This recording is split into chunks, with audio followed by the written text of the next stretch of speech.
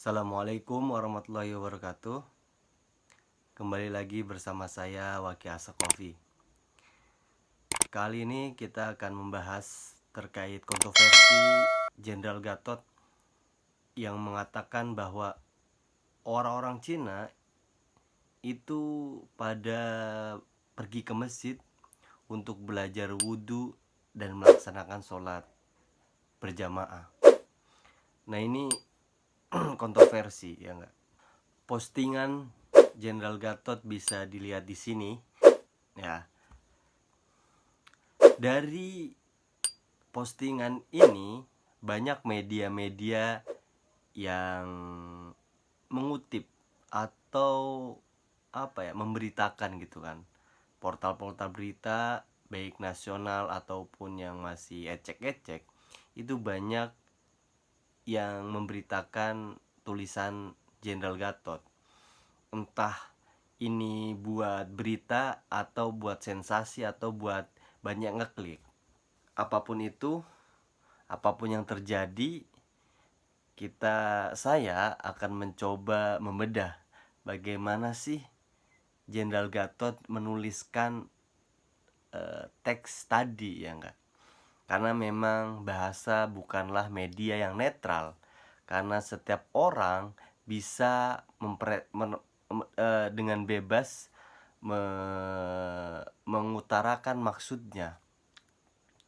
Dengan bahasa juga seseorang dapat mengkonstruksi logika berpikir serta juga persepsi.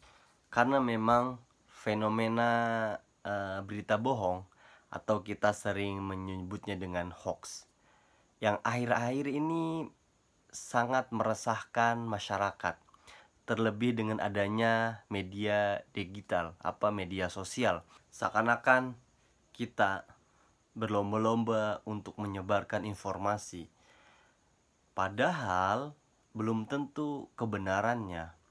Bukan hanya terjadi pada orang biasa, tapi juga terjadi pada orang-orang yang sudah berkuliah, udah kuliah S1, S2, bahkan S3, itu juga berlomba-lomba untuk menyebarkan informasi yang belum tentu benar kebenarannya. Nah, ini juga meresahkan masyarakat, ya enggak? Dan ini juga yang terjadi pada Jenderal Gatot. Kabar bohong atau berita bohong bisa diartikan dengan manipulasi fakta. Nah, instrumen manipulasi itu dengan menggunakan bahasa, seringnya ya enggak, itu menggunakan bahasa. Bahasa mengoperasikan proses manipulasi tuturan secara spontan. Bahasa juga pada tingkatan tertentu itu juga memfasilitasi ketidakjujuran atau ketidaktepatan, keambiguan, ya enggak?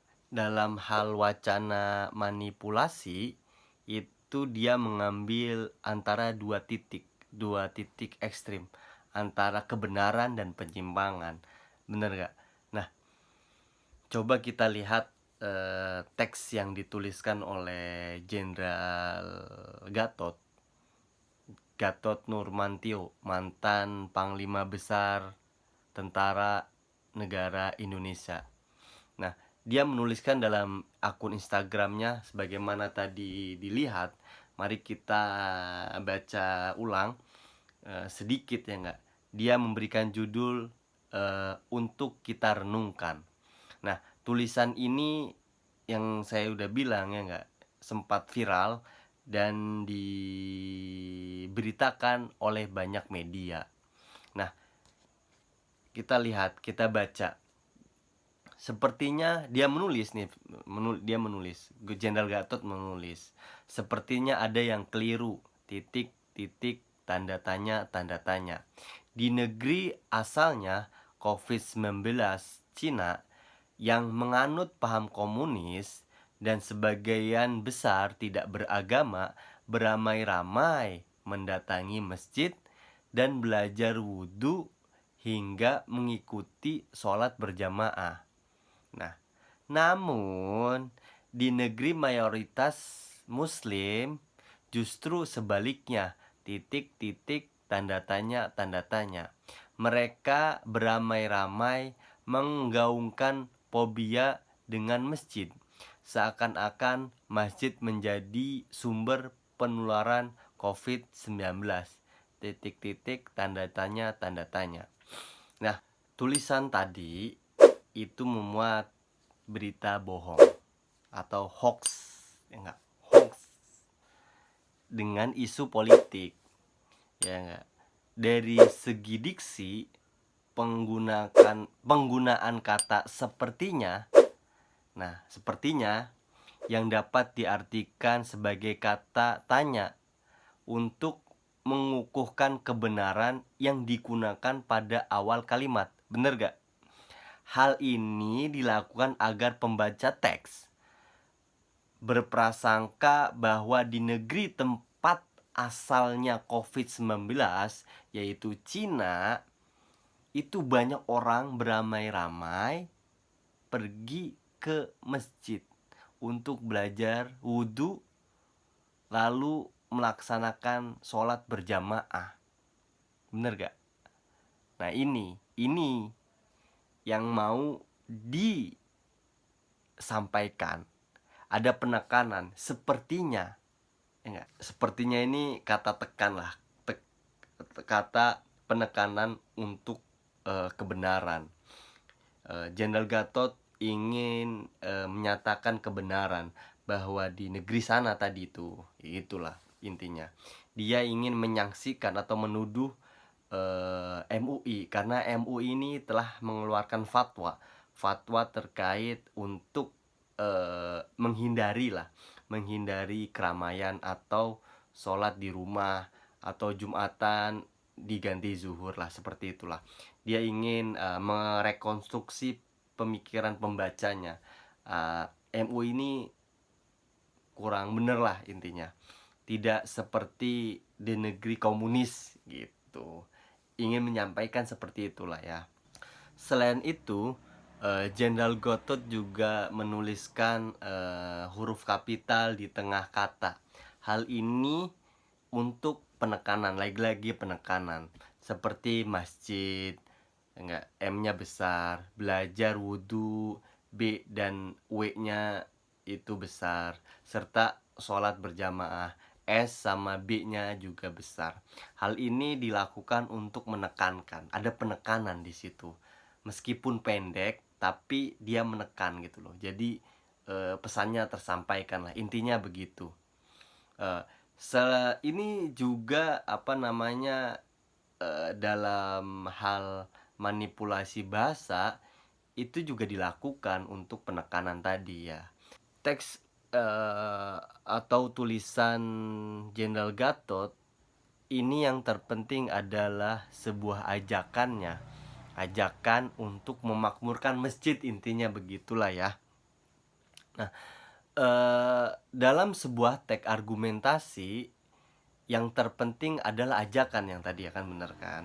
Jadi bukanlah bangunan logisnya, tapi bagaimana argumen itu dibangun, ya enggak. Dalam argumen itu ada klaim dan data atau fakta. Nah, mari kita lihat tadi kita tahu ya enggak.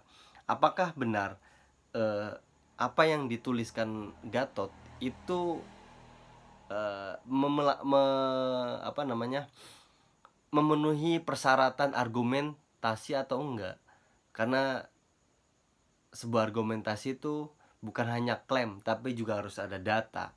Nah, apa yang dilakukan oleh Jenderal Gatot, apakah dia hanya klaim atau memberikan data? Sebenarnya Jenderal Gatot ingin juga menuliskan fakta. Faktanya dia ingin memberikan kepada pembacanya itu gini. Faktanya di negara tempat atau dari tempat wabah COVID-19 yaitu Cina, faktanya banyak orang yang berbondong-bondong pergi ke masjid, baik muslim ataupun non muslim, untuk belajar wudhu serta belajar wudhu dan juga melaksanakan ibadah sholat berjamaah. Dia ingin memberikan data seperti ini loh. Tetapi faktanya benar atau tidak? Nah, saya tinggal di Chongqing setahun setengah lah ya, hampir 2 tahun saya tinggal di Chongqing. Nah, Asosiasi Muslim Chongqing itu memberikan instruksi yang dikeluarkan pada tanggal 23 Januari 2020. Intinya bahwa Asosiasi Muslim Chongqing, mungkin juga asosiasi Muslim kota-kota lain yang ada di Cina juga memberikan surat pemberitahuan ya enggak. Pemberitahuannya kurang lebih seperti ini.